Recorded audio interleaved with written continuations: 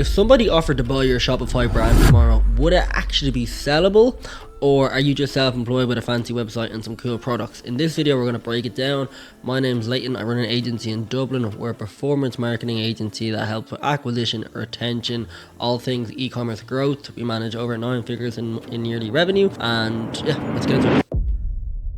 Okay, so when somebody is looking to buy your business, you have to think about it as any transaction. Am I going to get good value for what I'm trading this for? So you got to think it's very easy for founders to get really emotional about their business, and they understand the long hours that got put into it and the thought that got put into the product, and they understand mountains of work that they've done and the roller coaster emotionally that they've been on. But the important thing is that when you're looking at selling a business, you're going to have to completely remove emotion away from it, and you're just going to have to look at the data and the numbers that are there, because that's all that the person really cares about. So section 1, predictable and profitable revenue. So buyers, they actually don't buy the revenue, they buy predictable profit. So what they're going to want is EBITDA. I'm not going to get into the definition of EBITDA just now, but I'm pretty sure if you're watching this video, you understand what that is. And the most important element of this is that it's predictable and it's profitable. So the ideal scenario is that the business has been running for a number amount of years. You have went through the seasons of the year, 3, 4, 5 times, and you can show the seasonality of your product, who purchases it, when they purchase, and what that means from a P&L perspective. From a profitability side of things. If your growth is coming from like one viral ad, or if it's coming from a seasonal push, even if it is Christmas, now I know there's some products around that, but even in that Q4 period, what I've read and what I've seen is that people who are purchasing a business really do prefer that kind of elongated, longer time horizon. There's revenue coming in for the 12 months of the year. That's the most ideal scenario. Yeah, they want stable year over year performance. So another thing is there's so many of these brands that pop off on TikTok or from viral videos, and I've seen some of them like really run with that and build amazing businesses. But if you do $1 million in revenue in a year, and 750 of that was in like June, in that 4-week period, because like 1 or 2 videos went viral, and then you didn't have any sales traction for the rest of the year, just like imagine like how somebody buying that is going to look at that business. They're going to just say, okay, well look, this is not a machine, this is not printing money. Like, great that you've sold that product, but as a business, it's not really that valuable. And I just have here in my notes here that the volatility of that like lowers the valuation, but predictability increases it.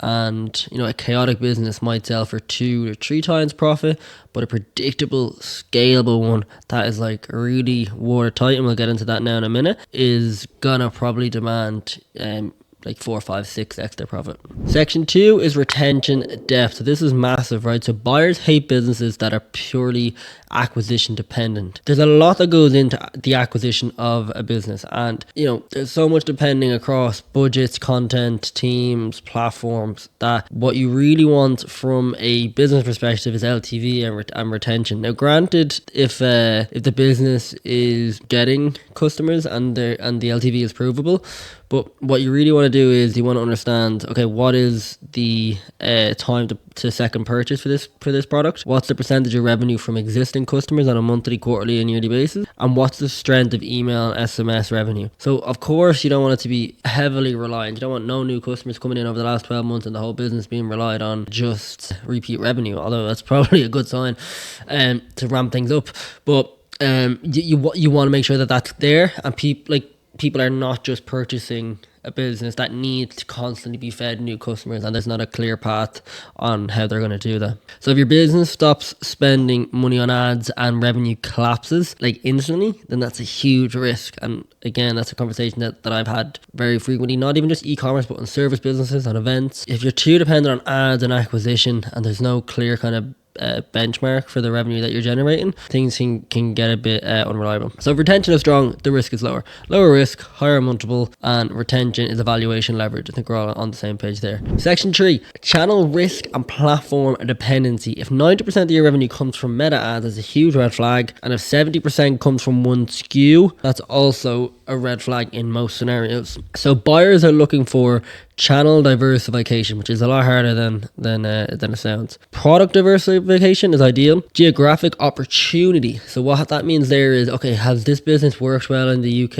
You got to 5 million in the UK. It's a great product. People love it. The brand is really resonating. Okay, that's a no-brainer. Let's buy this and let's launch it across other European markets. And then also the expansion upside, which is kind of similar to geographic opportunity, but that might also look like expanding retail presence, or maybe merging it with another brand. That's what people are looking for. So they want that headroom. They're not buying what you've done. They are buying what they can do next with what you've done. So that's why the brand and the recurrent side of things is really important. Systems and team structure. I'm putting them the same thing because I think this is going to change a lot over the next couple of years, particularly with AI. Businesses are very much acquired based on the leadership team that's in place, the people that are managing certain areas of the business. But that might lean more towards systems now going forward. If every decision runs through you, that's going to hugely reduce the amount that the business is going to be worth. So buyers want documented processes. How are things done? Who does them? What are the things that could go wrong here? Clear team roles, agency or in-house accountability, and repeatable systems that they can just get anybody to do. Like a brand new person could come in, read the document, read the systems, and be able to implement it. If you step away for 3 months and the revenue collapses, you don't really have a business, you have a job. Businesses are valued, jobs are not. Section 5 is clean financials, which is pretty self-explanatory, but you can just again imagine they don't want to see like personal Uber trips or personal takeout deliveries, or just keep things as watertight as possible. So you want a clear P&L, separation of personal expenses, transparent marketing costs, where's money being spent, and accurate inventory accounting. That's really important too. If your numbers are messy, it's just going to make the due diligence process very painful. I have a couple of friends that I went through that, and they said it's one of the worst things. But if you can just keep things as clean as possible, 2 or 3 years leading up to when you're hoping to sell, then that's just going to make your life a lot easier. But yeah, also just something to take into consideration is messy numbers are going to reduce the trust, and reduced trust reduces price. So you want to be just totally confident in what you're presenting. Now naturally, I do know that people get approached to buy their businesses and they're not necessarily preparing for a couple of years in advance. They don't have the luxury of that. So yeah, totally, I get that. But let's try to keep things as clean as possible if that's on your radar. The growth narrative. So people are buying a business because they want the future upside, usually, especially in e-commerce. So they want to see untapped channels. They want to see, is there an opportunity here for international expansion? Is there a retail opportunity to go into like a Holland & Barrett or a Boots or a pharmacy? Is there an opportunity to extend the product line? If you're selling boxers, is there an opportunity to introduce socks? Is there margin improvement potential? So we've seen that. Like, here's a good example of when Musk bought X. He just bought the business, got rid of like half of the headcount, and now instantly improved the margin. So that's what they're looking for. So if you've already maxed out everything, that's going to be less attractive. It's very uncommon. So there usually is opportunity, but you want to present them with that opportunity. So imagine 2 Shopify brands. One does 5 million annual revenue. It looks massive, it looks sexy, it's all over Instagram. 92% of the revenue comes from meta ads. The repeat purchase rate is low, it's 10%. The CAC payback is 7 months, and the founder approves all of the creative, all of the ad spend, all of the emails. There's no documented processes, and it's one hero SKU that drives 70% of the sales. So imagine that business. Now imagine brand B. So it does 2 million in annual revenue, so less than half the size. 45% of the revenue comes from returning customers. The CAC payback is 60 days. Email and SMS drive 30% of total revenue. The revenue is split between Meta, Google, and organic and affiliates, and there's a clear head of marketing and a clear retention lead, and the financial reporting and forecasting is clear as day. So which one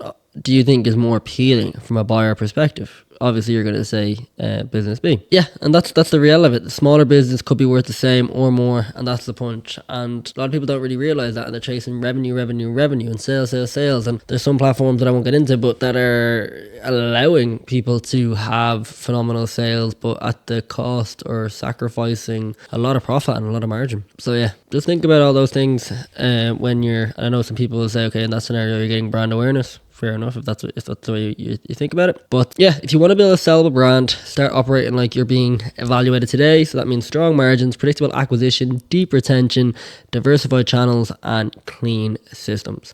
And whether you plan to sell it or not, in my experience, building like this anyway is beneficial for everyone. So yeah, My name's Leighton. Appreciate you checking out the video. I would appreciate a like and a subscribe. And if you want to have a conversation about us helping your business, go ahead and book into my calendar. It's in the description below.